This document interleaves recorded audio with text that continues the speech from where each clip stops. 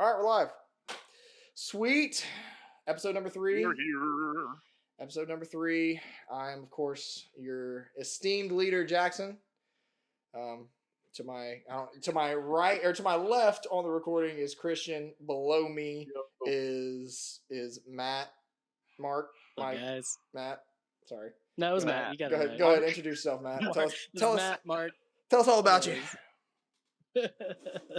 I'm Matt. I'm Christian's friend. We go way back. We've met in college, and we've been pals since then, and love all kinds of nerdy things. And yeah, Sweet. I've been listening to the first couple episodes, and told Christian, I was like, if y'all need a guest, let me know. I was like, oh, trust me, man, you would fit right in. Yeah. The stuff we talk Yeah. So great. This week, like I was saying before, first episode was kind of anime TV centered. Last episode was more of comic book centered, so I figured it's only right for this episode to be video game centered. And just in time too, because we had a huge PlayStation showcase that announced some big AAA games that affect comic books and video games and movies and all that, all thrown into one. Big. So we'll do that. Really big. And you know what? I'm kind of just throwing this in here, but I think I want to do. We did like a top 5 sidekick list last episode. I want to do what's your top 3 video games of all time this episode. So sit on that for a minute. So excited to hear what Matt picks. Three's a hard number. excited. Three's a hard I've number. done this before, and it's always hard. It doesn't give you the room to add a 4th and 5th. To where your like honorable mentions can go in those slots. It makes you really cut down to 3. So we'll do that. But yeah. So let's hit the showcase. So number 1 is the announcement of the second technically third Spider-Man by Insomiac Studios. So what were your guys' thoughts on that? What would you think about it? It's about damn time. It was epic. I mean, it looks like everything I was pretty much expecting. Yeah. From So the seeds that were planted and alluded to in the first game, I'm like, all right, yeah, like there's that, there's this. I'm ready for it. So in the trailer, you saw Peter Parker and Miles Morales, kind of tag team and some henchmen or whatever. But Insomniac came out because everybody's like, oh, co-op, yes, finally. But Insomniac came out with an official statement and was like, no, this is a single player game. This is not a co-op game. So I don't know if that means that it's kind of going to be like GTA where you can switch back and forth on the fly between characters, or if like there's specific segments, where you have, okay, you play as Miles here, okay, you only play as Peter here. But I mean, it would make more sense, right, for co-op.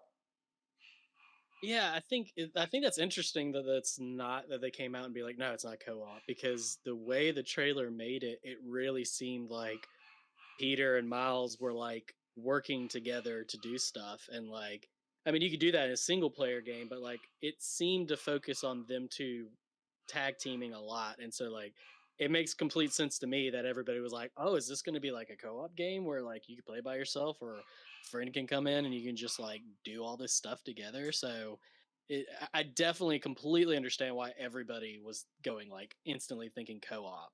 Yeah. But also, so with the fighting, this is why I thought. I know it was just a cutscene. There was no like in-game elements to it, but the fighting looked exactly like the combat system in like Arkham Knight, where whenever you played, and in the certain segments where you had like Nightwing or whatever, and you fought, and like you could press a combination of buttons, and it would do like a takedown that would transition to you playing as the other character. It looked exactly like that. Like they did the whole web takedown thing and just slammed the dude on the ground. But I don't know. It could have just been for show. But still, also the fact that obviously Craven was leading up. Everybody's like, oh, is it Craven? Because they didn't see his face. But with everything that he was saying and the whole like, oh, I've never found anything or anyone to match me. And he had that heavy like Russian European accent. It's Craven the Hunter.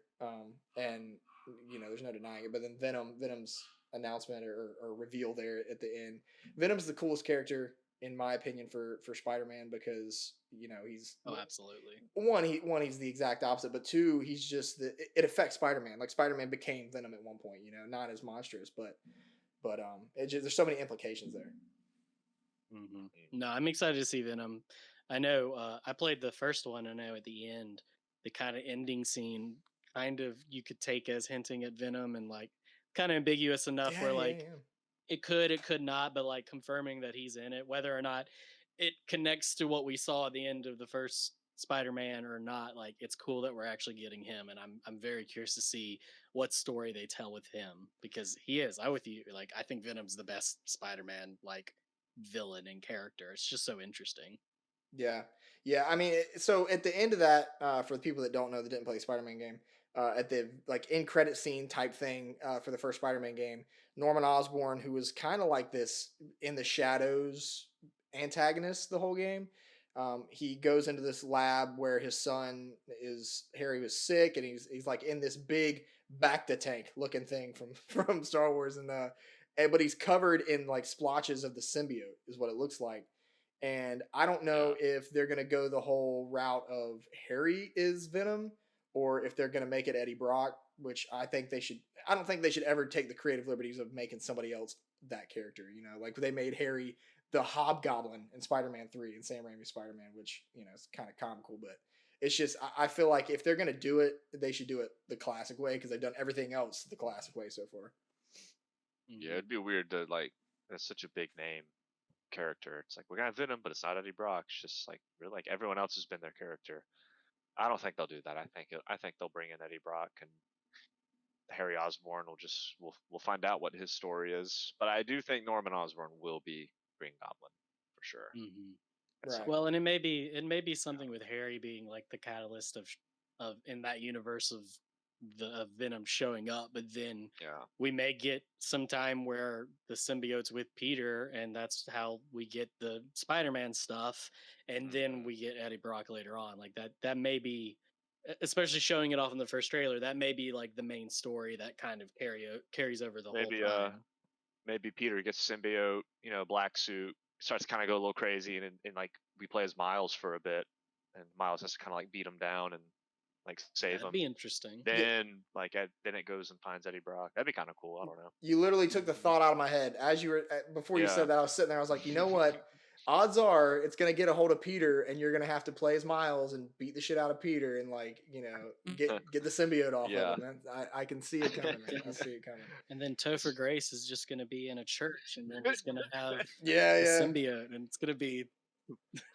Well, you know what, man? It's just going to be a shot-for-shot recreation of that whole sequence. They go into a church. Topher Grace is the church's custodian, and he goes out and he's like, "Here," and he throws him a little bell, and he starts ding ding ding ding ding in the bell. Thank you. Winks at him and walks off into the background. That'd be so hilarious. Shout out to the wife who just brought me a drink. Yeah, dude. So I said I was gonna go get a drink, right? And I realized I had a drink in here the whole time, dude. I got a gallon of lemonade right here, just chilling. Bruh. So I am just... That was straight milk. I thought you just pulled up a gallon of milk. Like, I'm drinking milk, guys. Getting my calcium D Average today. Jackson things. No, dude. Calcium D. I meant vitamin, whatever, dude. Whatever, dude. I'm getting whatever I get out of it. God. Anyway, so Spider-Man trailer looks dope. Can't wait for it. 2023 though. Hopefully by 2023 we don't have the issues that we have with all this console gouging, and everybody. I was gonna say maybe by 2023 people who want a PlayStation 5 can finally find one. Yeah, dude. God, man. That is don't get me started, because I have ranted enough. I really think they're purposely so ridiculous. I think they're purposely pushing back all of these big games because they know that if they release it, nobody will play them because nobody has one. They're not they don't want to. They're not about to like cross-gen these games too, right? Because from the outset we had next gen in mind, and we're not about to like dumb down our game just so PS4 and Xbox One can. You know what I mean? That's just right. They didn't do it for sure. It sucks for the people who actually have one though. Like, if that is the case of them delaying these big titles because majority of like people don't have them yet. Which honestly, from like a business standpoint, I buy that. I can totally see that being the case. Yeah. But like, it sucks for the people who have a PlayStation 5 and are just playing the same games they've been playing on the PlayStation 4 or whatnot. And it's just like, wow, I mean, it's better graphics and stuff, but I'd love a new game. Woo! Yeah. All Dude, these exclusives that we are known for. Yeah. the audacity, because we're talking about PlayStation Showcase. Listen, dude. The audacity. Listen, the audacity. I just love that word usage. I love it. No, listen, bro. Let me get on my soapbox for a second, okay? I love it. In 2013, I was a junior in high school. I went to my local GameStop and I bought Grand Theft Auto 5. Okay? Matt just gained 5 gray hairs upon hearing you say that. Announced.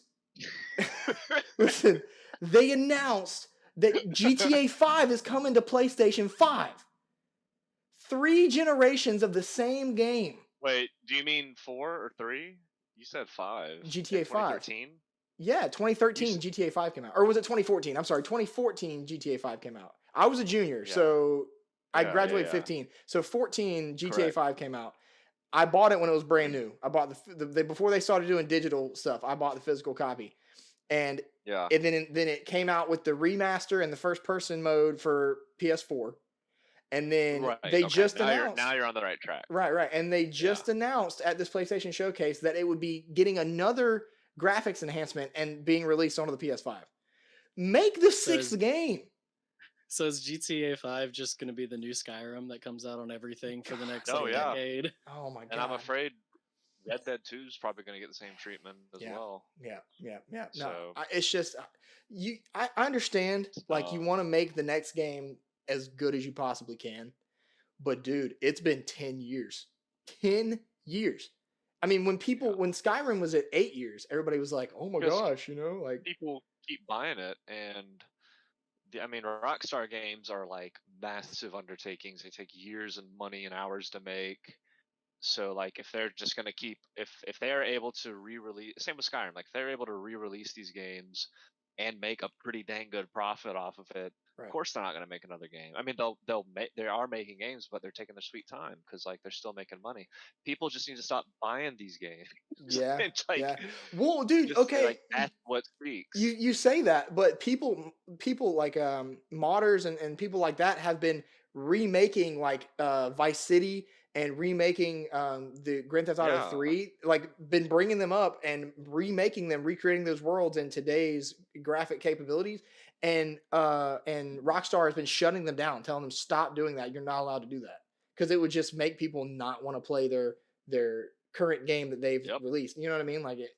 So that says it all right there. Yeah, they've been as annoying as all that is, and it's annoying. We got to give some props though to the fact that they've made a game that has lasted 10 years that people are still wanting to play consistently. Like, especially now with how fast technology moves, it's pretty impressive. I mean, it broke plenty of records when it came out, but for it to be 10 years later, essentially, like, and it's people are still playing or however many years it's been. It is impressive to show what kind of product they made. Yeah. Sure. It stands the test. Set the bar really high for the 6th one, really. So, and I feel like there you go. Yeah. I feel like, and this is maybe just be me, but I feel like there's a trend in like video games now in the past 5-ish years where these big titles are coming out that everyone's hyped for, and they just come out and they're just garbage and they're not done, and like everybody, like it's just like such a common thing. And then you're only now starting to see companies start going, okay, we're going to delay it because we want to make sure we get it right. Like 343 did with Halo Infinite, and like what was it, the Metroid Prime 4 or whatnot, where they straight up came out and like last year and said, hey, we're scrapping and starting over because we weren't happy with where it was, and like we're sorry, but like we want to get it right. So like I feel like part of it is that like the bar is so high because 5 was so good that and there's been so many games that have just been like Cyberpunk. Everybody was talking about Cyberpunk. It's come out and nobody talks about Cyberpunk anymore because it just didn't meet anyone's expectations or whatnot. I feel like this is a trend. And so like for me, like I feel like big titles come out and I get excited, but like the older I get, and part of it may just be getting older, but I feel like the older I get, the more when big titles come out and I'm like, yeah, I'm just gonna wait till they're out for a little while so they fix all the bugs because it's gonna be a Dude, disaster yeah, at launch. Yeah. And then it is. Yeah. So exactly. You know what? This is kind of out in left field, but I've been playing because NBA 2K22 came out yesterday, literally yesterday, and I've been playing that. It has been the same game. They've done nothing new other than update the rosters for like the past 4 years, and it is the buggiest game I have ever played. Like Really? yeah, dude. Really? Like I can't. And whenever you're playing like your career and you're like in the middle of a game, when you start your career, you don't like you're not like a starter. You're not big man on campus. Like you have to sit the bench, right? So like it gives you an option. So instead of sitting there and watching this game play out, you can press a button and simulate till your next appearance. Simulate till you get minutes. And that doesn't work for me. So like I'll press it and then I'll just have to sit there and watch the game as if I'm watching a regular basketball game on TV. I'm like, dude, this is Wow. I didn't buy this game to be like a bench simulator. Like I'm not, you know what I mean? Like it's not. But the thing is, what was crazy to me is it's no different. It's not a different game. It's not like they add anything new, no new interface, nothing like that. It's just buggy for no reason. It kills me.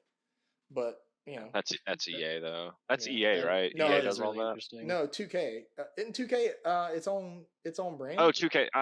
I'm thinking of like FIFA because Right. EA's EA is and like FIFA. Madden and all that. Yeah. Yeah, Yep. But yeah, that that's punching down low though. It's so easy to criticize those kinds of games. Yeah. They're real basic. They're They'll real al- basic, but you They'll know, always be like that. You're not going to change those games, but right. when a game like Cyberpunk or whatever, that has so much street cred, and it comes out like that, and you're just like, dang man, like did y'all really like put effort into it? Yeah. So, Yeah. You know what? I it's just a blame bummer. as much as I love Fortnite, I blame Fortnite. People Think saw, so? developers saw how much money people would spend Pop off. on cosmetics or just Yep. little things that don't matter in a video game, and how Yep. hyped they were. That they were like, you know what? We're gonna give you 25% of this game that we made, and then we're gonna sell Yep. you the other 75% in DLC. Matt's rubbing his hands. He agrees. Yeah, Yeah, dude. I mean, that's pretty much it. That's Oh, pretty I'm much all it. for the Fortnite slander. oh no, okay. Now let's make I'm it just clear. kidding. I'm just kidding. I love Fortnite. Here Dude. we go. I love Fortnite. I play it all the time. I've taken a break recently Don't apologize. because It's I've been okay. playing. I'm not apologizing. I'm clarifying. You're preaching. He sounds defensive to me, I've, Christian. I've taken a break because I've been a Apex because there's a lot of streamers that I watch are it's The all on superior Apex. Right. battle royale. And I've been playing it. I've been playing ranked, and I'm up to like gold 2 now. I'm trying to get the plat before the season ends, just to say I Nice. did something reasonable. But so I get it. They will give you crumbs and act like they're feeding you dinner. So it's whatever. But we've gotten off track. Okay, we started with it. Started with the. You said we were riffing this up. We're riffing, man. Yeah. In my experience, that happens a lot. We'll be alright. Sure. We'll be good. Sure. Talk about Spider-Man. Okay. What's next? Wolverine. Well, I'm about to say, let's do Wolverine because that's also Marvel. That's the thing that I was most impressed and excited for more than all else. Yeah. Was an Insomniac Wolverine. It's like I didn't know I wanted this. I do want this, and I am far more excited for that than all the other stuff that was announced. Hold on. I went from being like, no. I went from being like, yeah, I mean, it's Wolverine. It's probably going to be cool. And then you said the magic word that it's Insomniac. It's I Insomniac. didn't realize. Yeah. And my excitement is exponentially higher because I love Insomniac. So Jackson, I didn't realize that.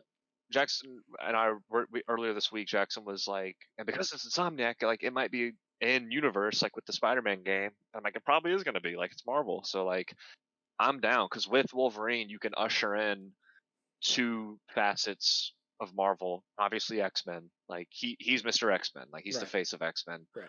And you can kind of usher in the like Punisher, Blade, Ghost Rider-y kind of area of Marvel too.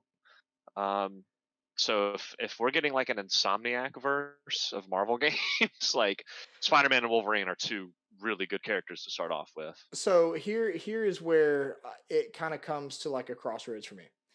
I am super excited for this Wolverine game. There are two things that I am very questionable about. One is how, because Insomniac with Spider-Man, it was New York. It's a Spider-Man game. It's open world. You swing around, jump across buildings. That's not Oh Wolverine's yeah, agenda. That's not his MO. So like, his agenda. how do you I like size that game? You know what I mean? Like, is it an open world game? Is it more of an enlarged like sandbox mission style game? Because for instance, God of War. God of War was technically open world, but it wasn't. It wasn't this giant city or giant landscape. It was. It was this set hub. It was like in the middle, and then it had like 4 branches you could go and explore of this hub, and like they were huge. It was big, but it wasn't open world. You know what I mean? It didn't have that feel. And with Wolverine, you know, he's got like super speed, but he drives a motorcycle. You know what I mean? Like he's not like Spider-Man or like Iron Man, where mobility is a big thing for him. That's one. I'm kind of concerned on where they go with that. Two, it's Wolverine. This is an M-rated game. We're not making dude. a T-rated Wolverine, dude. You can't do it. Spider-Man doesn't kill people, but Wolverine tears flesh from bone. Matt, thoughts? I don't know. I'm with you guys, but like I'm excited because it's Wolverine and it looks good, but like we don't know anything about it yet. So I don't really know beyond I love Insomniac. They've made some of my favorite games, so I'm excited about whatever gameplay it will be, but until we kind of get an idea of gameplay, like I really don't know what to feel about it. I will say this though, if I was a betting man, I would bet that it's not connected to Spider-Man. And here's why, because with the whole Marvel universe and rights and stuff, Sony owns Spider-Man. Oh, And that's while right. I didn't think of that. Insomniac Oh. isn't a Sony company, the fact that Spider-Man was originally exclusive PlayStation and Wolverine is a character that's rights is owned by Disney, Yeah. I don't think those universes it will cross over, even though it's the same studio making the game. I would bet that it's going to be its own thing. But they did it with Spider-Man though. They did it with the I know the video game rights and the movie rights are different, but if they can come to an agreement with a movie Spider-Man, it should be easier for them to come to an agreement with a video game or video game Wolverine. You know what I mean? Like and it might be, but this is like I said, this is just going off my gut. I would bet it's not. Now, that being said, I mean, even though that's true and rights are all over the place, there were like 1 billion Marvel Easter eggs in Spider-Man. Yeah. But Easter eggs and actual characters and interactions are kind of a different thing. Like we can go, oh my God, the Fantastic Four is building. Yeah. But like the Fantastic Four never showed up and Right. probably won't. But that's kind of where I think. And I'll be happy if I'm wrong. And I may be wrong because it is video games, like you said. They make a lot of money, but not nearly as much money as like movies and stuff. And if they could make a deal to crisscross, but everything else, Spider-Man, Sony has been very, very tight around. Venom, all the other movies they say they want to make that they may or may not never make. So if I had to guess, they probably won't connect. And also, like you said, Wolverine, he rips people apart. Like I feel like if it may be jarring if that's the same universe to be like, okay, while Spider-Man's swinging around being the best, one of the best heroes ever, Wolverine's over in Chicago, like cutting people in half. Like, yeah, that's wild to think about because then if you don't want them, it is wild. Like, what, but I do want it to happens in the comics, but like exactly. if it does crisscross, like what's going to happen? How's this going to interact? I do want it to crisscross. But I'm crazy though. Like I like connectivity and I like having contrasting themes like crash together. But I don't know. But look, I mean, it's Wolverine. You gotta have some other. I'm racking my brain right now. Like I will assume some X-Men will be sure in this game. Sure. I mean, like Cyclops, right? Like Cyclops. So him and Nightcrawler have like an interesting friendship in the comics. Yeah. I wouldn't be surprised if he doesn't show up. Sabretooth for sure. Sabretooth is going to be the antagonist. He's going to be he's probably going to be the bad guy. That's who you start with. You don't start with like Magneto or Wendigo or like Heck no. Alpha Flight or whatever. You know what I mean? Like you start with Sabretooth and kind of go your way from there. I don't think it's an origin thing. I really don't think they're going to do the whole Weapon X to X-Men. Because he's already vibranium. Yeah, he looks like he's on his own already. This could be in that time period of his life between joining the X-Men and just being an animal. But you know, I don't know. I did see this. I sent some screenshots to Christian earlier this week, but I was kind of doing my thing where I broke down the video and I was like slowly just watching it and kind of going through to see if I could see things. Two things. One, not so big of a an Easter egg really, but on the cash register. Did you watch the trailer? Okay. Yes. So he's sitting at the bar. You can see the whole bar front in front of him. On the cash register, it's 1974. 1974 is the first appearance of Wolverine. And then to the right of him, there's a license plate that is HLK 181. And if you look up Hulk number 181, that is the first time that the Hulk fights Wolverine.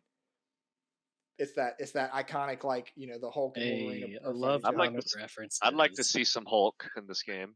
Well, I'd and be that's down what I'm to saying. watch Hulk and Yeah. I'd be down with that. Yeah, it's just a reference. It's not like there's a picture of the Hulk somewhere. You know Right. what I mean? But Yeah. but it. No, those are cool Easter eggs though, especially for Yeah. people who see it and know. does that all the time. Like the Arkham games do that all the time. Okay, we're talking about the interconnectivity, and I just remembered this. So, did you guys play the Marvel's Avengers game that came out by Square Enix? I played the Mm. demo and I was like, "Oh, this is cool to fly around as Iron Man," but that was my extent. Okay. And then I never got into it. I stayed away. That game Same. was just like we were talking about. It was an unfinished game that they wanted to make money off of. I bought it day one, Yeah. played it.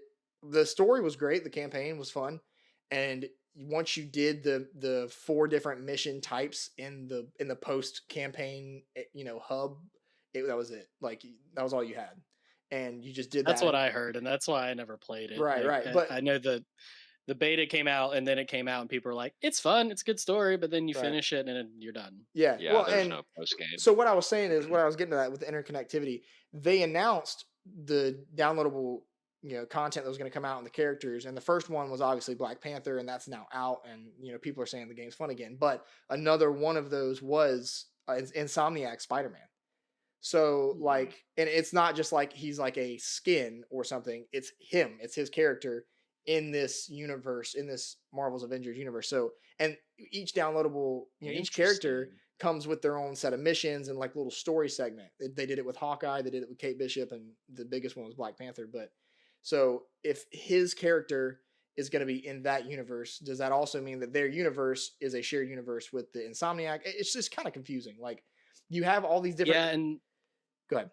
yeah, and I mean it is confusing, especially because it is DLC. So it's kind of like movies and stuff when like something comes out and then you have something extra that's like a side story or whatnot, and it's like, is this canon or is this just something kind of cool? And I feel like in video games, like DLC is so hard to like a lot of times it's like this is continuing the story, but then other times Right. it's like here's a Ghost Rider skin in Assassin's Creed or something, and it's Yeah, like, yeah. well, this doesn't make any sense, but it's cool. Exactly. So Right. that is interesting though, because I wouldn't have expected them. I figured they would have put Spider-Man in, but like the fact that it is the Insomniac Spider-Man PlayStation character, like Yep. that really blurs the line of whether or not are these connected? Is this like Yeah. a multiverse situation? Like what's going on Oh, here? for sure. With the yeah. state of Marvel right now, anything goes in any form. Video game, movie, damn, even song, dude. They could make a song and it would make sense just because of the way they're setting everything up. But that's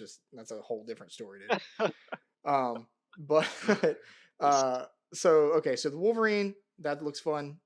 Didn't even have a year on that. It was just, hey, this game's being made. And Yeah. then you had the Spider-Man game. That's cool. 2023. Classic Sony.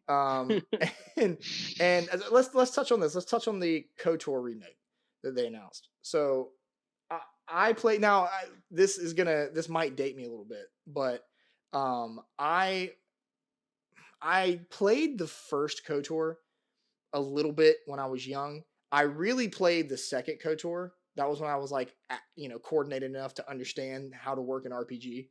And then I went back years later and replayed KOTOR 1 and, played it all the way through just because, that's what you're supposed to do. So it's super fun. It's to this day one of the best RPGs ever made. The fact that it's Star Wars makes it even better. And with this, I don't know if they're going to give it the whole like reskin treatment where it's the same game, same systems, just with it looks pretty, or if it's going to be a complete overhaul, kind of like how they, No, it's gonna, because it's called remake. This year I've quickly learned. So I played BioShock Remaster, Oh yeah, and I'm like, the same game, nothing different. But then I turn around and play Resident Evil 2 remake, and a completely different game than the PS1 version, obviously. Like, but it has to be, as Jackson takes his gallon of I try not lemonade. to laugh. I try Just not move to laugh. along. You're good. Move along. You Move didn't see along home. anything. So, but no, because it's remake, it'll probably like improve upon some of the dated mechanics of the game, because it's an old game. It's going to be dated, so they'll probably improve upon some of that. They'll make it look prettier. They might, I don't know. It'll probably be a different game, but not like completely different. Yeah. You know what I mean? Yeah. It'll be an I kind of hope it gets improved like version of the original. I kind of hope it gets like the full Final Fantasy VII, like where it like it's that story, but it's fully graphics. Exactly. But Yeah, like yeah. the engines have been redone to feel more modern, because like The remake. nostalgia is a thing that is great and powerful until you actually revisit some things. Yeah. And there's a lot of old, especially game mechanics, when you're like you have these fond memories and you try to go back to play like Mario 64 or whatnot, and you're like, this joystick on this controller is garbage and I can't control anything. So like I'm excited that, most likely based on what you said, Christian, that it is going to be like completely rebuilt from the ground up. For those who aren't nerds, KOTOR is Knights of the Old Republic. Star Wars thing. Some people might not know that. I have never played it. I've always wanted to. I've loved the story. I know most of the story just because I'm a nerd and I love Star Wars lore, but I've never played it, and I kept hoping that they do a remake or a remaster so I could play it. So I'm hyped for it. I'm hyped because the first thing I did was I searched, because to make sure it wasn't a PlayStation exclusive. It's a timed exclusive, so it's coming to PC sometime later, which I'm cool with, because that means it won't be as buggy when it comes to PC where I play. A timed exclusive, really? Yeah, they do it with timed exclusive. They do it with Call of Duty. So like Call of Duty, any new Call of Duty that comes out, Nintendo does it all the time too. That just seems weird to me. That they would, not weird. Like, I know why they're doing it, because they wanted to sell really well. Right. If they make it a timed exclusive, but like, I don't know, it's just odd. I'd let that crap exist forever so more people can buy it. I don't know. I'm super hyped to play it, and you know, going back to, like I said, the big games coming out, like, let it come out on PlayStation. I'm fine. I'm not in that much of a rush to play a game that's been out for however long. Right. But when it comes out on PC, that means it won't be quite as buggy, and I'm cool with that. Yeah. But let's just make this clear: you're not allowed to play the new one until you play the original. Oh, okay. Is that the rule? Like, you got it's a rite of passage, is what it is. Okay, you got to understand where you came from to understand where you're at. You know. So well, and now that I'm a PC gamer, like, I should be able to get it and play it no problem. Like, I never really had. It's on Steam. I mean, you can pick it up on Steam for a good price. Okay, this is a random thing. I'm new to the PC world. I've had a PC for a couple months now, and my assumption was that when I got a PC, you know, other than the console exclusive of today, we're like, oh, it's only on PlayStation, only on Xbox. Like, I thought every game ever made was going to be readily available to me to play on PC. Found that is not the case. There are a lot of games that I was like, oh man, I played that when I was a kid. Let me play that again. Nowhere. It's not anywhere. There's no emulator. There's nothing. It's just gone. You know, which is super heartbreaking. Nintendo for that. Yeah. I was about to say, if it's anything Nintendo or anything old school, Sony kind of got worse about it too. Yeah, absolutely. I will say this, something I've thought of, and I'm curious, because I think I know the answer, but like with them releasing Knights of the Old Republic again, do you think this is an opportunity for them to make that story canon? Because it's not canon anymore. Now, there's parts of it that are canon, because like Revan is canon, that he's somewhere, like the character Darth Revan is canon in the current Star Wars, but we know nothing about what that story is. Like, I'm curious if this coming out, because it is just a remake, so like there's no reason to think that they'd make it canon. But what if it came out and they're just like, yeah, that story is canon? Let me consult Jackson. Jackson, so Knights of the Old Republic, the game was made by LucasArts. Right. When LucasArts was a game, is that correct? Right. Yeah. okay, was LucasArts George Lucas's like direct creation? Like, was he like, I want my Star Wars creation to be in video games, so like let me sign a check and make a video game. I mean, it might And not have like, been his idea, but it was a branch of Lucasfilms, so it was under the same thing. correct, Yeah. correct. Okay, bear with me. What became of LucasArts? It dissolved because of the merger Okay. with Disney.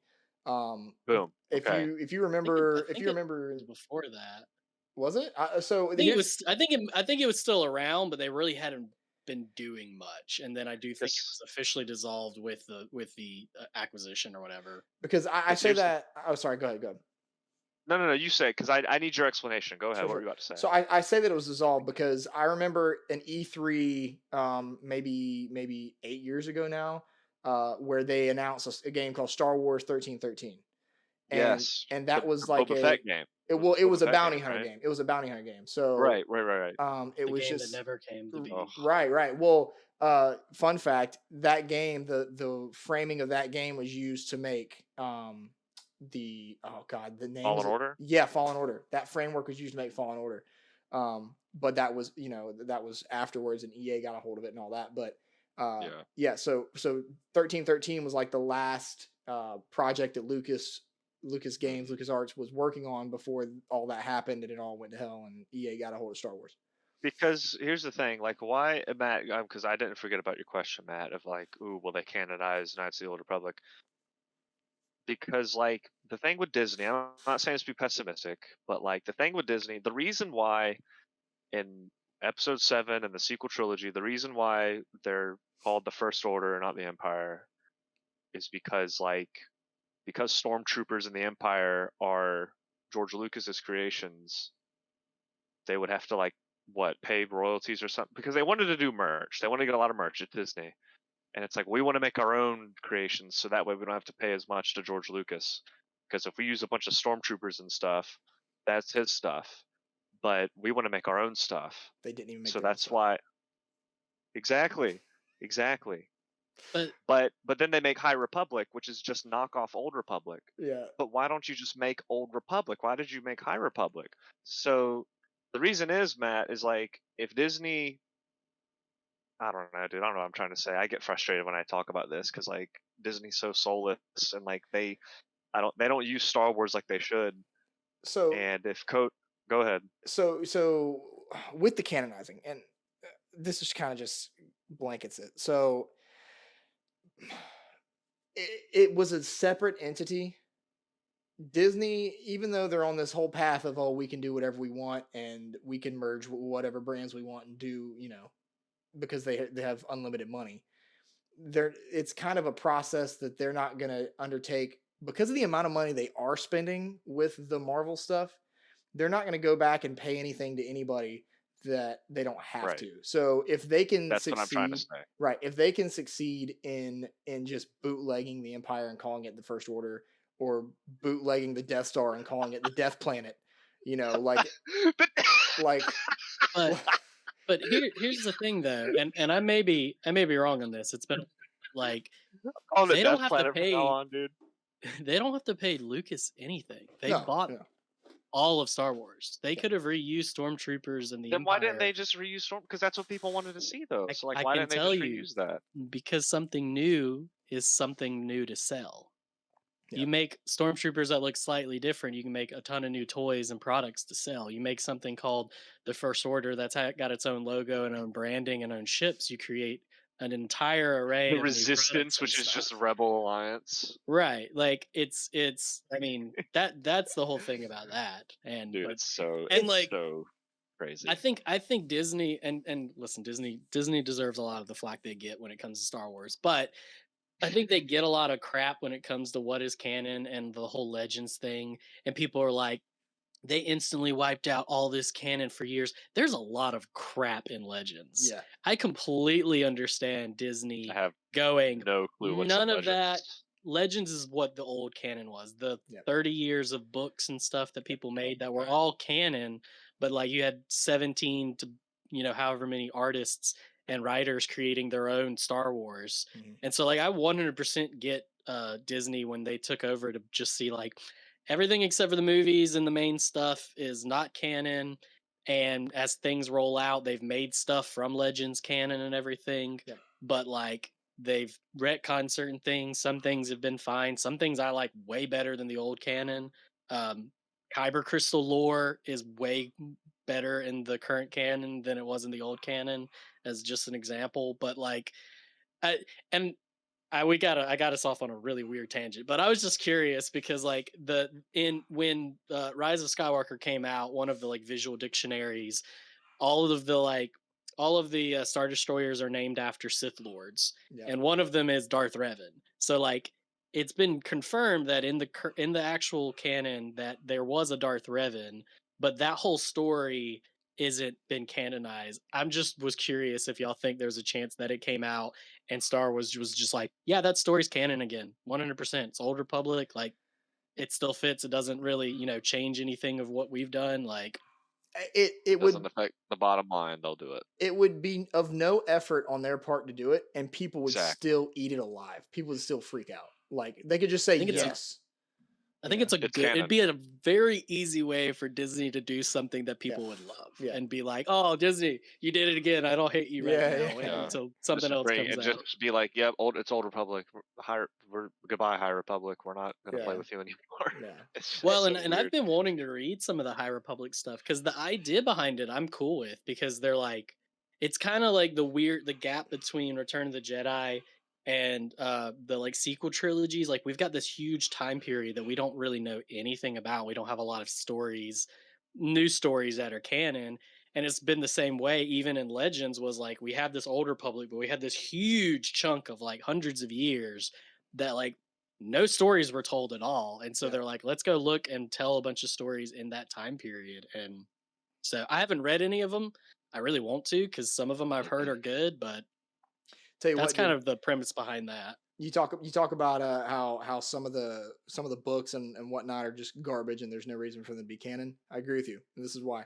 In middle school, I read, of course, there's like our library had like a couple of Star Wars books, like just novels. They were little random one-offs, but it was one of those. It was in the Legend series, and it was it was a story about Han Solo and Chewbacca, right?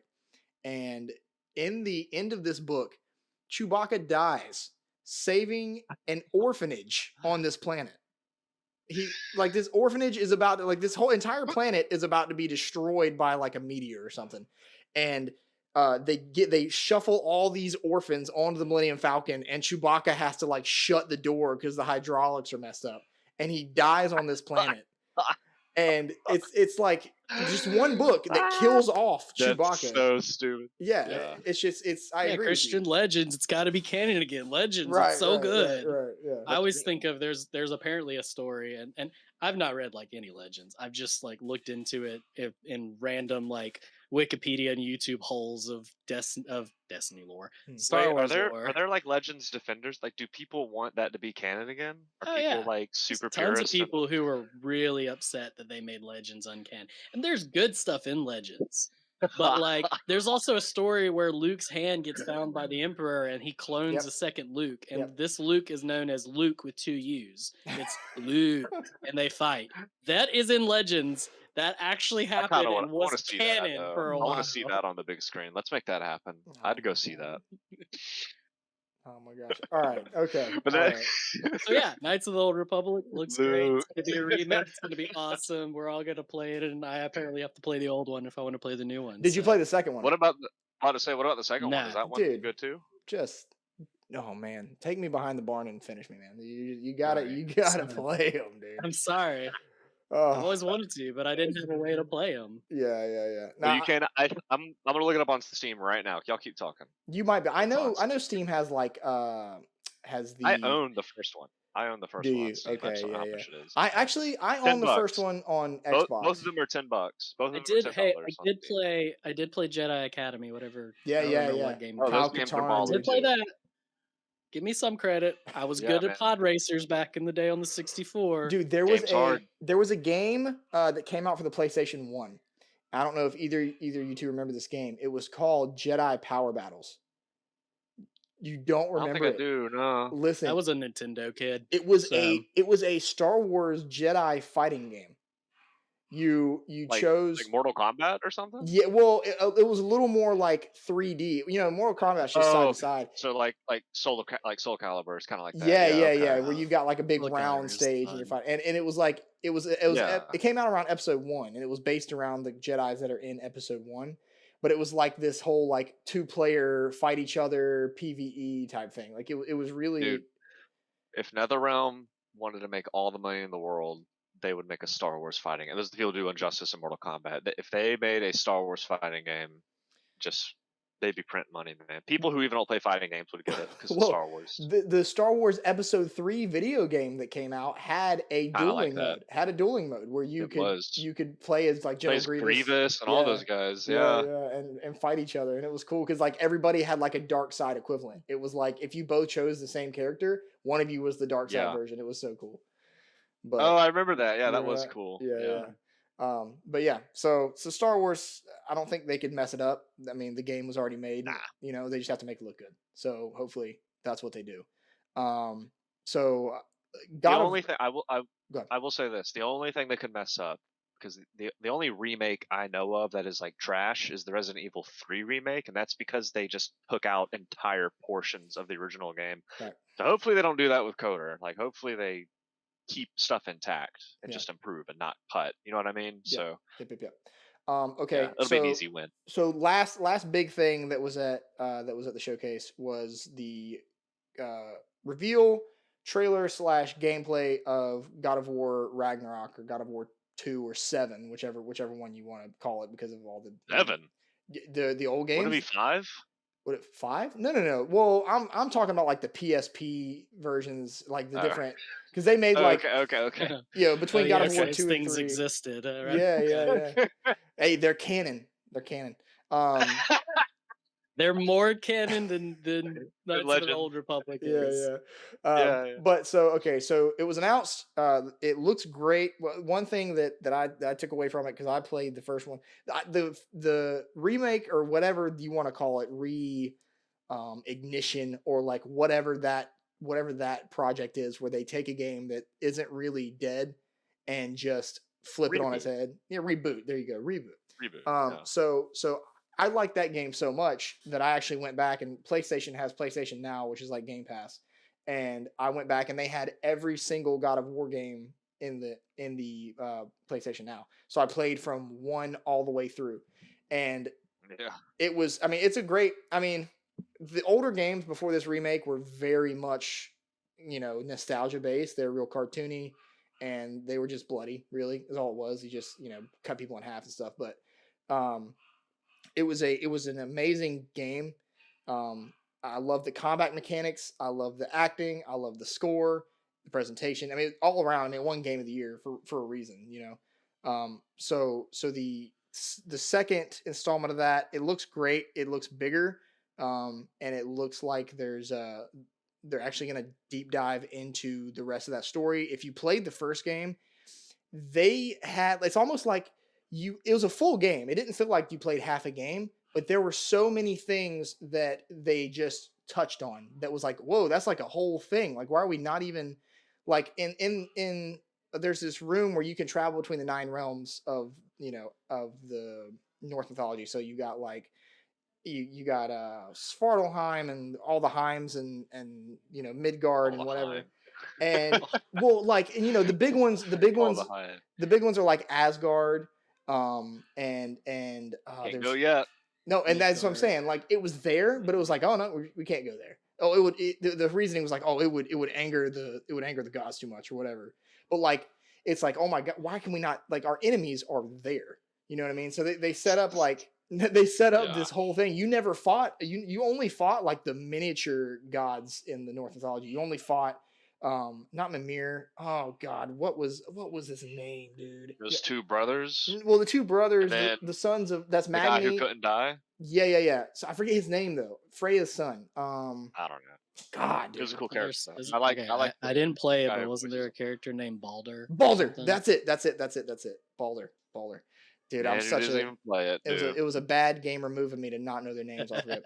I So got you. yeah. So anyway, so you fought these guys, and they're like many. When you think of Norse mythology, they're like side characters.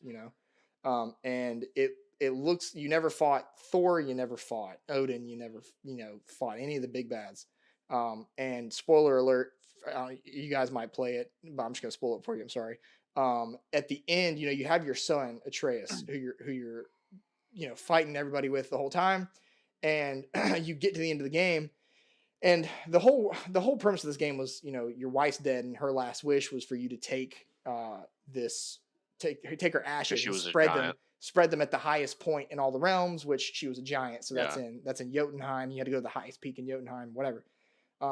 So the whole journey is that. So when they get to Jotunheim at the very end of the game, after you finish everything, they're reading these like hieroglyphs or whatever, these giant portraits on the walls, and it's like foretelling the future. So like it's there's pictures of Kratos and Atreus like fighting enemies that they fought in the game, and It like shows the game pretty much. yeah, That this was all and prophecy, sort it of. shows it shows one that only Kratos sees. He doesn't let Atreus see it because like Atreus just passes it, but it's like the death of Kratos, and it's like him laying there and Atreus holding him, and they get to the mountain or whatever, and there's like some writing, and he's like, oh, this is weird.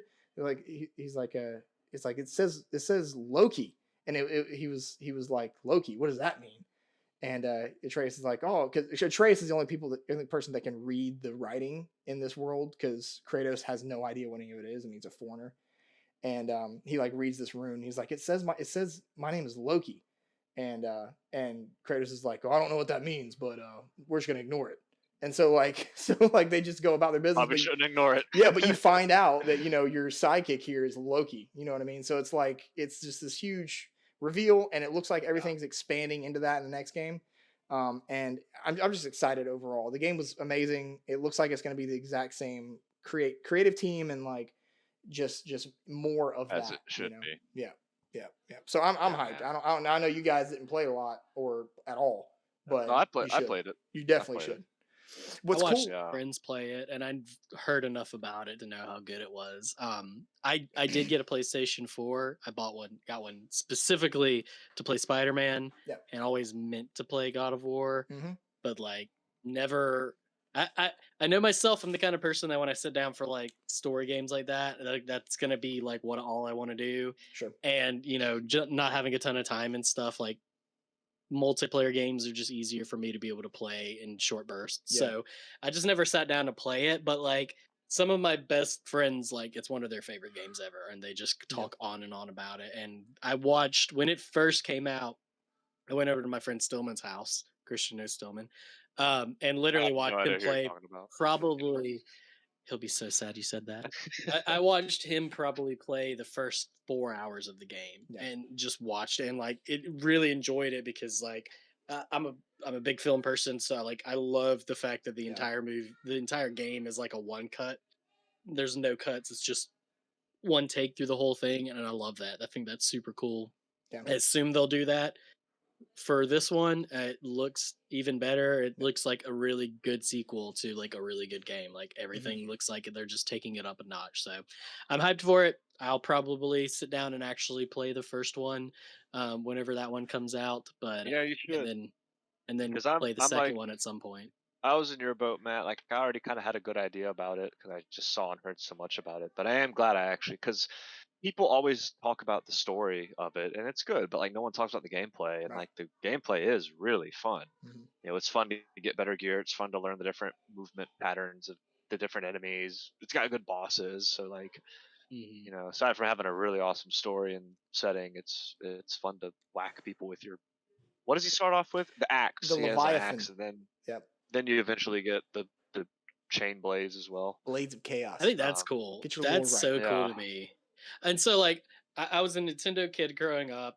I switched over to Xbox when I got a little older, and now I'm on PC. But so I never like God of War meant nothing to me. Like I was like, I know it's a fun game. It's a hack and slash game. It looks cool. So like when this one came out, like my friends were losing their minds because they were PlayStation fans, right?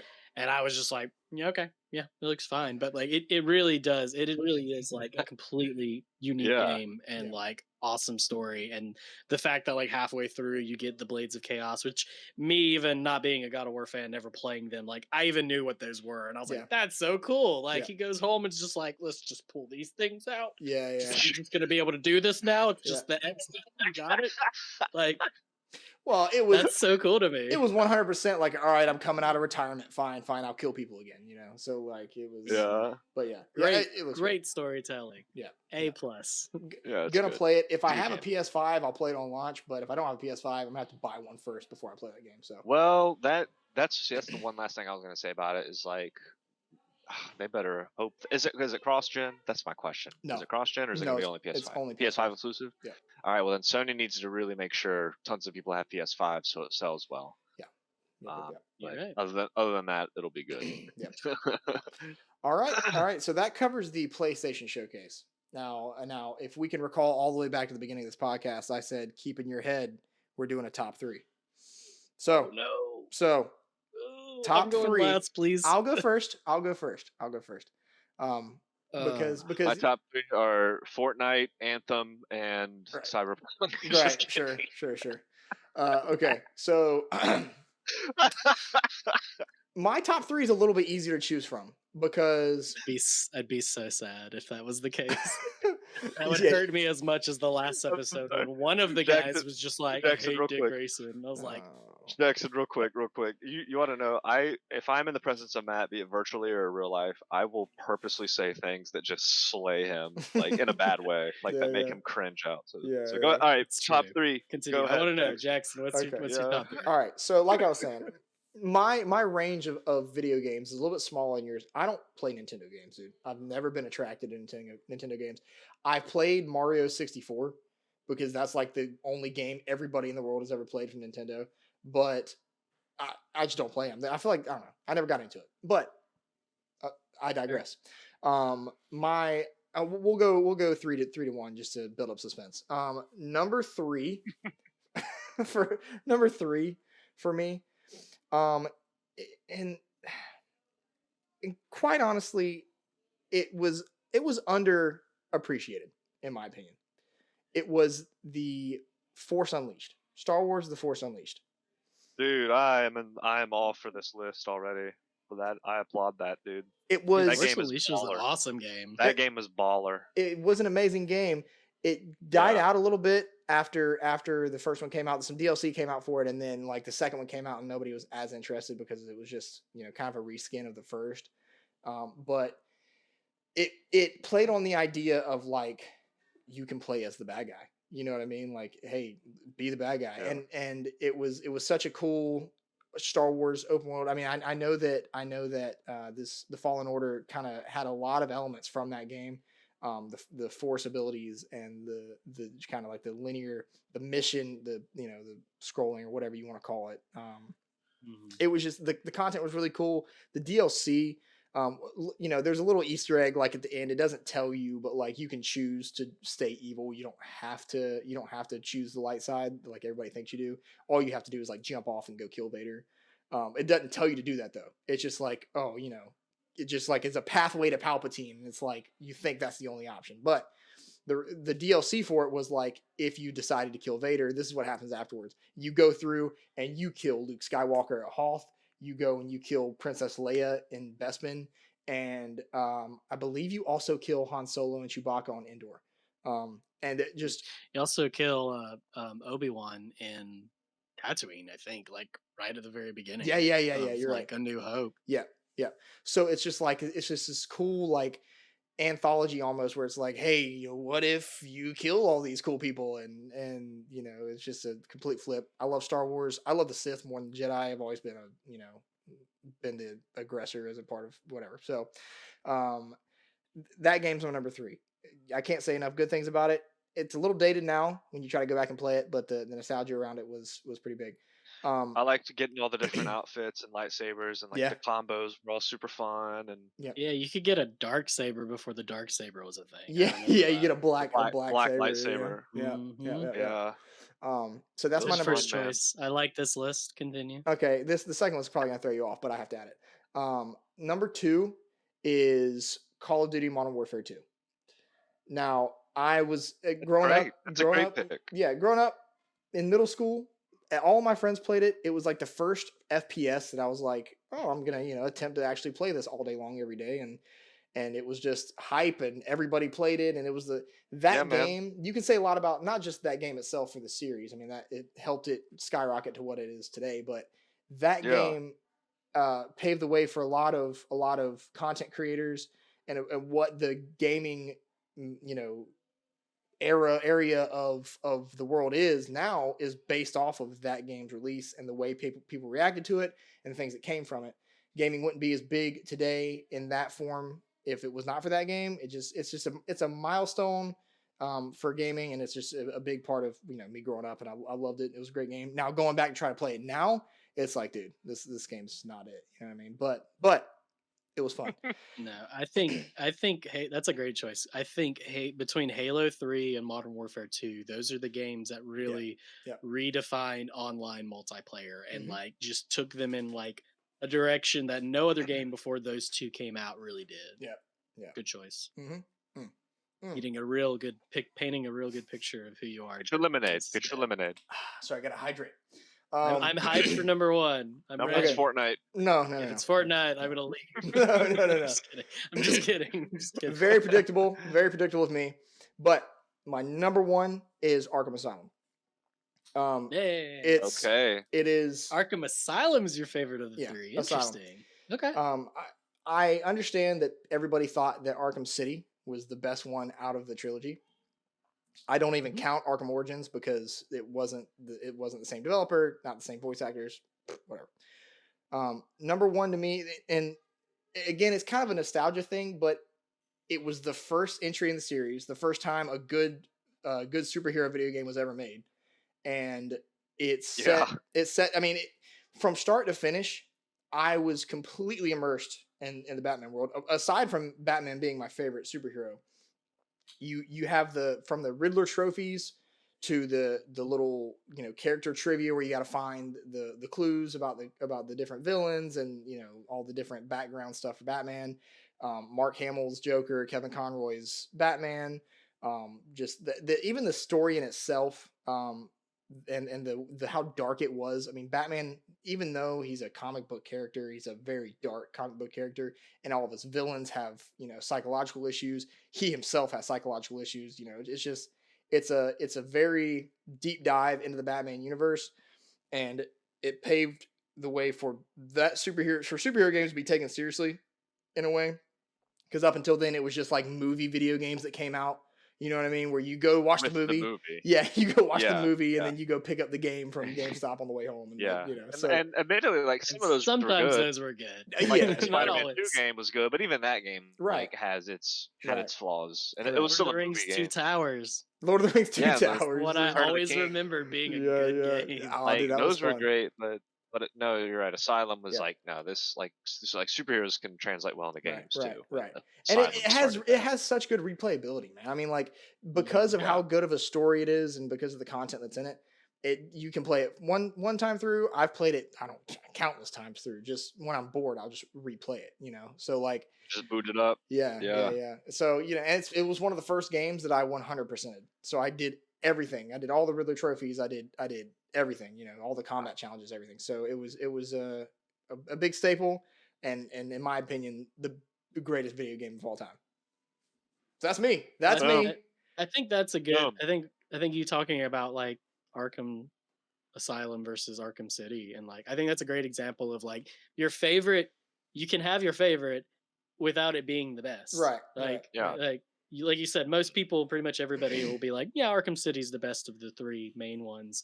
But like, there's something about Arkham Asylum that like captured you. Like, to use Star Wars as an example, because we were talking about that. My favorite Star Wars is A New Hope. Yeah. Like, but it's not the best. Empire Strikes Back is the best Star Wars movie, but A New Hope is my favorite. And it's not the best, but it's my favorite. I'm going to go on record and say you're completely wrong. Episode 3 was the best Star Wars ever made, and it was my favorite. I'm not kidding. That is my actual opinion. But I love Episode 3 though. Episode 3 is an amazing movie. Episode 3 is good, but Empire Strikes Back is one of the best films of all time, outside of even Star Wars. Like it's just executed great. Yeah. Anyway, All right, Christian, Christian, you're up. Up the bat, I'm buddy. curious. My word. I know what my favorite one is. Like that hasn't changed, but I had to think of two others. So I think number 3. I had to really think about it. In fact, I even cheated a little bit and just like quickly scrolled my Steam library just to like get some ideas. It's What kind do of I like like? What jog do I my like? What memory. do I like? Yeah, I'm like, what are some of these games I play? So like number 3 is probably gonna have to be Assassin's Creed 4 Black Flag. I didn't Yeah. even think about That Assassin's game, Creed, dude. that Good game. choice. Good choice. I like Assassin's Creed. I hate what it's become. It's The definitely last become one a I fully played. shell. It's become a shell of itself. I think the series died with Rogue, which is the one after Black Flag.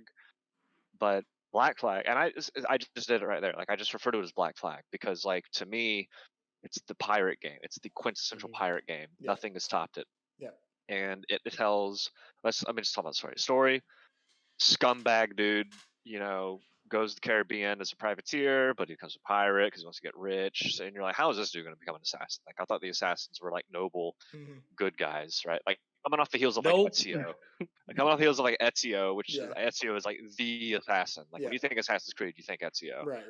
But like, here's this scumbag dude from Wales who like kills an assassin at the start of the game, takes his identity, takes his outfit, and like shacks up with the Templars. He doesn't know what's going on. He's just trying to get rich. But like, as the game unfolds, he discovers the plot. All of his pirate friends, who are like real historical pirates that actually existed, like they all start dying off the way they did in history. And he just is like, man, all that glitters isn't gold. And he becomes a man. And it's super sad, but it's super good because like it's about him kind of overcoming himself and becoming the best version of himself, and he like reconnects with his estranged daughter at the end. It's like super sad. I have a buddy of mine who like he told me, he's like, dude, I cried at the end of Black Flag because like spoilers, like the last remaining pirate friend, who, fun fact, she doesn't die. It was Anne Bonny, the one with the red hair. Yeah. It's like the bartender girl. No one knows what happened to her historically. Like historians, like no one knows what happens to Anne Bonny. So the devs were like, well, let's not kill her because like we don't really know what happened to her. So she remains. She sings a song. Edward sees his like dead pirate friend sitting at a table and like some hallucinate. It's just so good. Well, anyway, that's that, dude. It's awesome to roll up on a man of war and like board it, kill everyone, steal it, go to a plantation, steal their crap, get better guns, level up your ship, explore the Caribbean, dive down, avoid sharks. It's just like it's such a fun game to play and just go crazy on and just kill a bunch of redcoats. Dude, listen, I could get drunk in taverns. I could talk for hours just about Assassin's Creed, dude. Dude, it's so good. It didn't make my It's top so good. 3, but it is in my top 5. 2 of those games are in my top 5 video games. Good, all the time, good. It's the best pirate game to date. Nothing stopped it. Side note, I think Rockstar should try a pirate game. I think Rockstar would do a good job at a pirate game. But best pirate game. It's a good Assassin's Creed game. Like the story's good. It moves forward the Assassin's Creed lore. Okay, I guess. I know what's the one in Syndicate? I know in Syndicate, like they go to Edward's house and you kind of learn more what happened to him. But like, but dude, just like pirate wise, dog, you feel like a pirate. Arkham, you feel like Batman. Yep. You are a pirate in Black Flag, and it is so much fun to play. Yeah. It is it's definitely a goated game. Gosh, okay, I gotta think about number 2, man. I don't know what to pick for number 2. I think number 2, it's gonna come down to Zelda Majora's Mask. I'm gonna pick Majora's Mask for this one. It was either that or Wind Waker. Majora's Mask took Ocarina of Time. Matt, you might slap me for this, but it's just the better Ocarina of Time. Like, I'm sorry, like it took everything Ocarina of Time. Gameplay, I'll say gameplay. Story, different. Gameplay, it's just such a fun game. It's a hard game because you're on a timer, you're on a loop. It's a weird game. It's a weird game to figure out. It's a weird game. When you get into its rhythm, though, it is the coolest thing ever. Like, it's crazy that Nintendo allowed a game like this to be a Zelda game. But I like Majora's Mask. It's super dark.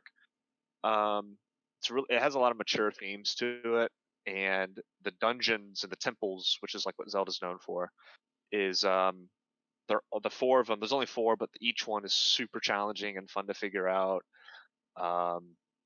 It's just a really rewarding experience. That's the first game I played when I was like I felt rewarded for playing it. You know what I mean? I was like, wow, this is actually kind of hard to like figure out and learn, but when I did, it just blew me away. And I love it. It's definitely my favorite. Some days my favorite Zelda is Majora's Mask. Other days it's Wind Waker. Today it's Majora's Mask. So like, that's my favorite Zelda game is Majora's Mask, and it is that good. Number one, Matt. You know what my number one favorite game is? Is it one of the Resident Evils? No, it's Halo 5. No, I'm joking. I'm kidding. Not It's Halo 5. Roblox. It's the Halo version. My favorite game of all time is BioShock 1. Wow. I could have guessed that. That is my favorite. I don't know video why game I guessed ever. what I guessed. I'm gonna be honest, dude. I thought it was gonna be Doom. I thought it was. Doom. First Doom, like the original 1993 Doom, that probably cracks my top 10. Yeah, Wow. I'd say that. But my favorite video game of all time is BioShock. I have spoken ad nauseum in other places with other people about why I love this game, but basically, it's just so like it dings every checklist like on stuff that I like. You know what I mean? It's a city, bottom of the ocean. It's a fallen city. It has a heap ton of lore slapped into it. Everything makes sense. Like the gameplay matches with the lore. Like there's a reason for everything. The gameplay is it's a sandbox. There's really no wrong way to play the game. You have a cool morality system. It just gosh, dude, like it's so beautiful and like artistic. It's this Art Deco with lots of neons and like vintage music is playing in the background. It's just it sets up such a unique setting that a lot of games should really strive more to do, like to be that unique. Like Art Deco 1940 city, bottom of the ocean, and people shoot lightning out of their hands. Like what? Like it's just so odd and cool. And it's just a really, again, great story, great characters. The other Bioshocks are great too, but man, Bioshock One, dude, it has like the one of the best plot twists in gaming. Actually, the Republic has a good plot twist too. I won't spoil it, but you know, it's up there with Coder in terms of having like super mind blowing plot twists, and it really just kind of turns.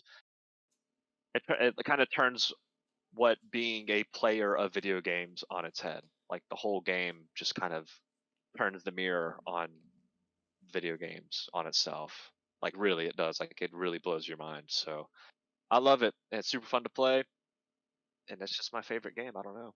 Ever since I played it, I'm like, yeah, this is my favorite game ever. So overall, I think the BioShock series in general is known to be one of the best series in gaming. From yeah. BioShock to Infinite. You know, I mean, I played a little bit of Infinite, and even though it's not the exact same, you know, as it's not as like literally it's not as dark as BioShock 1. I mean, you're literally in the sky in the sun the whole time, but yeah, it's the most interesting. It reminds me a lot of, and I know that the second game took from BioShock, but like Dishonored, the art style of Dishonored. yeah, Dishonored is another great Yeah, series too. it reminds Dishonored me of 1 and that. 2 are awesome, and they're so similar. Yeah, they Yep. are really, really, really similar. Yep. So All right, Matt, you're up. 10 out of 10 game. Matt's favorite games are Destiny 2, Halo Reach, and And what was just it? that. That's it. Just Animal that. Crossings. Animal Crossings. Nah, Animal good Crossing. choices. Good. Those are good Two choices. of those three are some of my favorite games. I'm not gonna do a particular order because I feel like these all are my favorite for different reasons. So these are just my top three. I feel like so. Number one is Zelda: Ocarina of Time, because I just love that game. It's a a great game. freaking hard game, and I beat it as a kid. And even looking back, I'm like, how did I beat the Water Temple as a kid? I don't even understand. That made me fall in love with the Legend of Zelda series. And while other ones I've enjoyed, Wind Waker is one of my favorites. Like probably one of the most fun ones I played. Breath of the Wild just as a whole like experience. Majora's Mask was awesome, and I love Majora's Mask. But there's just something about the Legend of Zelda: Ocarina of Time was one of the first games that like made me go, "Holy crap, video games! This is incredible!" And so like it always sticks out in my mind through all its flaws and everything else as one of my favorite games of all time. Matt, do you think Nintendo should hop on the remake train and like remake Ocarina of Time? What do you think? Mm. Modernize it, take portions and improve If upon they it. did like a full remake where like Yeah. they used the Breath of the Wild engine style of combat and like made that section of that Hyrule more open world, maybe, but I feel like it'd still feel too much like Kind of Breath jumping of the the shark. Wild. Yeah. Yeah, I think just doing true remasters are better. Yeah. Which But they've who done knows, before with that game. that could change in like 5-10 years. 5-10 years I- maybe. Right now, I I don't will think so. say, I think Ocarina of Time, one of the things that impresses me about it is like that is a long game for Nintendo 64. It has like what, 7 or 8 dungeons and like all It those side has, quests. It's if a I remember, huge game. there's It's 3 massive. you do as a kid, and then there's 7 you do as an adult, I think, or 6, Yeah. 6 or 7. I think it's 7 because I It's think there were 7 sages. it's crazy, man. Yeah. So It's good. cool. That's a good pick, yeah. My number 2 or one of my second favorites. I would be. I've got to show some Pokemon love. Because I love Okay. Pokemon. Which one? I would have to say my favorite would probably be Gen 2 Silver. And the reason, in looking back, there's a lot of flaws with it. Like, they only added 100 Pokemon. Most of them are just kind of mediocre. There's some really good ones in there. But as a kid, it's still to me one of the best sequels ever because it was the second time Pokemon ever came out. You got new Pokemon, you got this whole new region. It was just a super cool experience. All these new things you could do, all these new mechanics and stuff that were completely new. And then you beat the game, and you literally go across, and the map opens up to the Kanto region, the original Pokemon region, and you get to go explore the original Pokemon region from the first game and catch most of those Pokemon, and then go fight Red, who is essentially your character from the last game at the very end. And it was just like one of the coolest games. Like, it's not probably the best, but like it holds a special place in my heart because to me it's one of the best sequels ever made because of everything they added to it. And yeah, so I'd probably just go with Pokemon Silver as one of my number 2. And my number 1. Oh, go ahead, Jackson. You look like you had something to say. Yeah, just real quick. So you were talking about it opened up like towards the end of the game, and you were able to like go into the old Pokemon One Mhm. map or whatever and fight. So that is exactly what Red Dead Redemption 2 did. Did you ever play Dude, Red I Dead was Redemption 2? just about to say that. Red Dead Just Redemption about to 2, say that. you were playing in this brand new open world map out in the Midwest, and it took like different elements or wherever. But like towards the end of the game, your spoiler alert, your character dies of tuberculosis, Mhm. and you like as soon as you die. I'm serious, dude. You get the burp, but Yeah. so as soon as your character burp? dies, as soon as your character dies, bro, you immediately start playing as John Marsden, the character from the first game, and you just go straight into the original map and it's just a remade map. And Yeah. it's like you think the game would end of you starting like, okay, now you can play as John Marsden. The game's over with, but now you can run around as him. But that's not like you start as John Marsden after your character dies. That's and there's a like little mini campaign. yeah, and there's like an extra like 2.5-3 hours of the game left at that point. It's kind of crazy. But Yeah. to not take away your Very point, cool. it just as soon as you said that, I was Very like, dude, cool. Red Dead Redemption. I But have that's Red cool. Dead 2, and I haven't beat it, so that's oh, awesome. well, you It die, excites me. buddy. Sorry. I mean, it's cool that a Pokemon My character's not sequel- around in the other one, so and I knew it was a prequel. So that Pokemon sequel doing something like that's pretty cool though for the time. Like to be like, whoa, like it's the map from the first game. Like as far as I know, there's a couple of the generations I haven't played. They have not done that since. It's the only time they've done it. bummer. Mm-hmm. Yeah. And then I guess my number 1, it's a tough one. Yeah, I'm gonna have to. It's kind of a tie because these two games kind of are the same in my head, even though they're very different. And it's a tie between Halo 3 and Halo Reach. It is. Christian joked about it, but and it's because I got an Xbox 360 my senior year of high school, and it was the first time I ever played online. And I played Halo 3 with my brother in college and some friends, and it was my first experience playing online, and it was so cool, and I played so much of it. And then the next year going into college, Reach came out, and I just played that that and Black Ops 1 Yeah. more than any other game. But like it just those two games together, because like in my head because I came on the tail end. Like I bought Halo ODST that yeah. had a Yeah. disc that had all of the Halo 3 maps Yep. for the multiplayer, Yep. and just played that. Like it was the tail end of Halo 3, so Mhm. like I kind of clumped them together. But Yeah. I Halo still consider has a putting, special place in my heart, Yep. and I'm really hopeful that Halo Infinite's good. Yeah, no, I really thought about putting Halo 3 in my top 3 as well. Halo 3 is just 10 out of 10 Yeah, god tier game. I say this: Halo 3's Yeah. campaign is better, but Halo Reach's multiplayer is better, in my opinion. I could agree with that. Yeah. I played both. I'd have obviously. to think about that. I know there's a lot more. I don't know if I believe that, but I could agree with that. Mhm. I'd have to like think spend a about week. it. I'd have to like go back You and had to forth process and it. just play, Yeah. and be like, which one do I like more? Reach gave you a good in-depth look at the Halo universe before Master Chief. But you know, I feel like Master Chief's Halo 3 had such an impactful had a huge impact on that storyline in general that you couldn't beat that with the campaign of Reach. Reach's campaign was emotional, but at the end of 3, Master Chief was again in cryosleep, but at this time, like, oh, he might be dead forever. You know? Bookend. He might, yeah.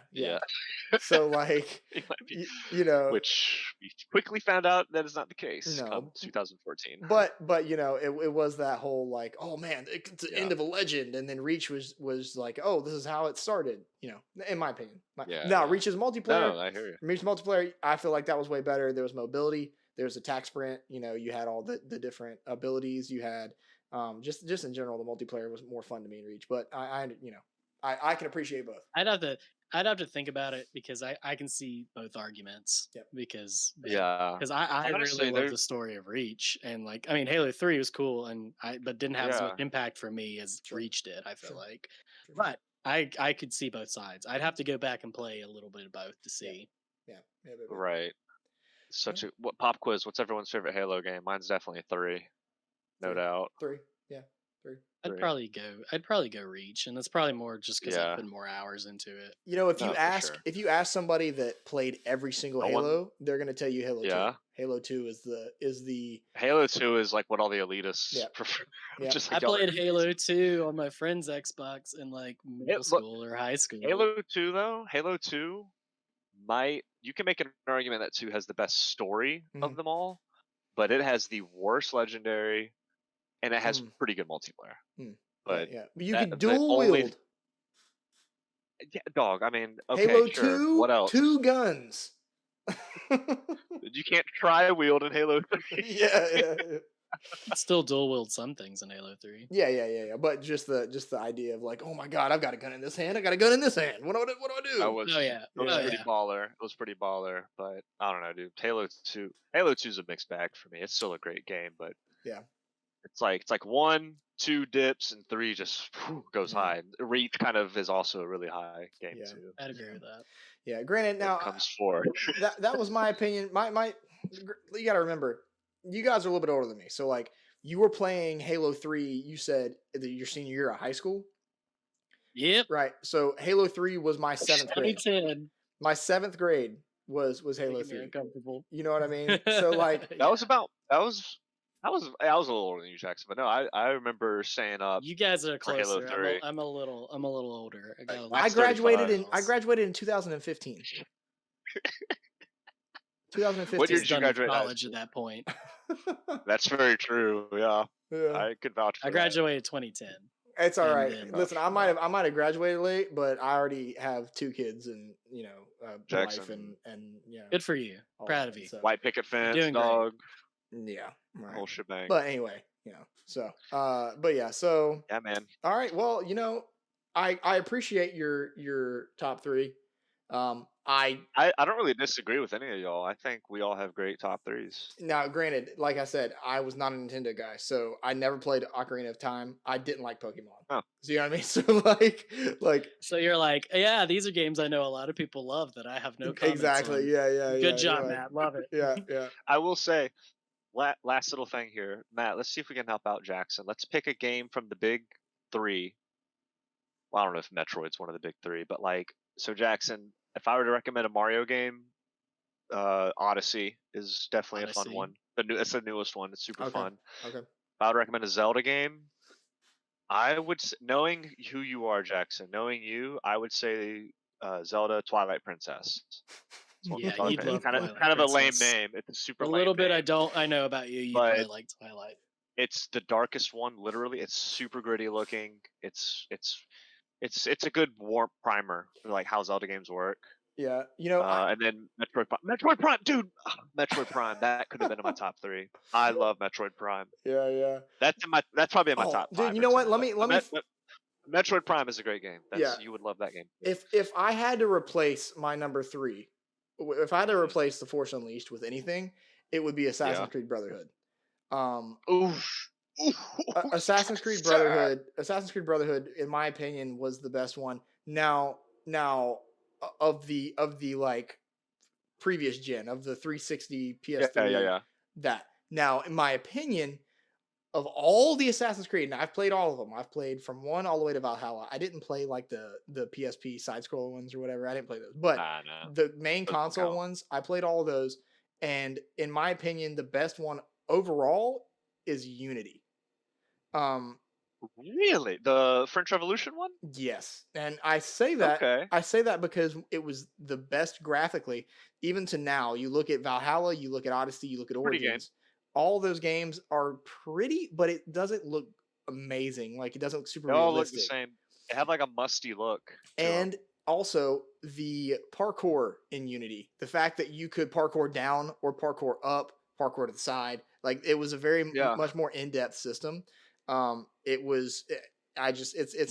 I had to replace Force Unleashed, it would be. I love it. I respect that. I never played Unity because I heard it was a buggy mess at launch, so that kind of made me want to stay away. But sure. I imagine now, if you were to get it, it'd be a really stellar experience. But yeah, man, that's so cool. Of course, Brotherhood's really good, dude. That, like, earlier I said, like, Black Flag isn't the best Assassin's Creed game, but it's the best pirate game. Yeah. Like, when I think Assassin's Creed, like, I think of just the imagery from like Brotherhood and just like Rome and all that stuff. Mm-hmm. So good. Yeah. Good. All right. I agreed with everything that has been said. Sorry, I had to step away for a second. No, you're good. Well, it's good. Good timing. So I think that went well. I think that was a nice little hour and a half sesh. So yeah, I enjoyed it. So Matt, nice to meet you. Glad to have you on here, buddy. We'll be having him back on. Yeah. I'll reel him in again. We'll definitely throw you back in here, especially once some events happen and we have new things to digress on. When next time we have like a comic-based episode, we'll have to get Matt back in on comics. For sure. I know some anime, a good bit of anime. I don't know much anime. That's not my. That's Skylar's got anime. Pretty much all the things you are going to talk about, I can probably some. Sure. For sure. Yeah, bro. All right. All right. That was episode 3. Thanks for listening. If you stayed the whole way through, congrats. Claps for you. And we'll be back next time. Don't know with who. Definitely gonna be me and Christian, but we'll just figure out who our special guest speaker will be that day.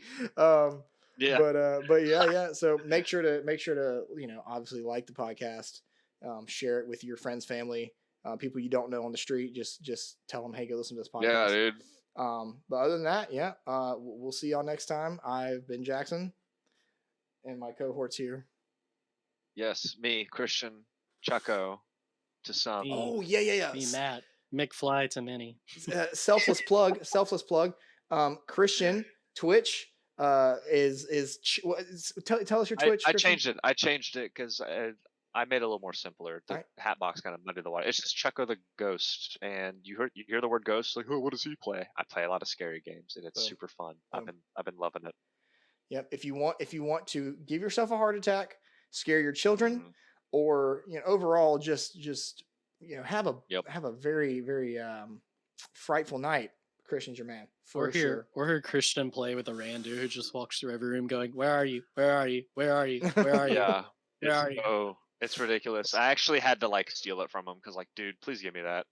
And I had so weird. Formerly like use that item. I'm not fast food about the ghost hunting game, but yeah, for sure. It was so funny. I also obviously I stream on Twitch. I have YouTube. This is where all these videos go up. And then our podcasts are on Spotify, Apple Google Podcasts, whatever. You can find them in your public library. Just really anywhere podcasts are Next sold. wave. Next wave. So yeah, Matt, anything? Any plugs? Anything? You got a book you're writing, maybe? Ooh, I'd read that. I'd read a Matt n- book. I've just recently updated my PC so I can stream again. Hey. I don't remember what my Twitch is. I'll have to Oh. if I get It's into McFly that. something. It's McFly. It's something McFly. for I think it's sure. McFly 623. That Yeah, was my something like Xbox that. gamer tag, so I think Okay. that's what it was. All right. I go by McFly on most things now, like my gamer tag or whatnot. Yeah. If you like podcast stuff, I used to have a podcast called the Valkyrie Cast. I love it. And one day it may return, but life got wild, and we haven't done a new episode in like 2 years. So, wow. I love but it. if you like this, like similar stuff to this, like we have like 42 episodes that we did a couple, like, Dang, 42 2 years ago. Whew. That's Yeah. our goal. Commitment, Jackson, commitment. let's try. Y'all can do Let's it. try to, I believe let's try in to read y'all. 42. I'm trying to hit So, 50, yeah. to be honest with you. If I can hit 50, by that point we should have the following that like Joe Rogan has, and we'll be good to go. I don't know about that. 100%. I think that's a very achievable goal you have Yeah. there. Episode 50, be millionaires off this podcast. That's my goal. So, all right, Sure, fellas. yeah, let's do it. Well, I am out. And it's been fun. All right, y'all take it easy. Everybody listening at Boom. home, we'll see you on the flip. Love it. Catch you later. Peace.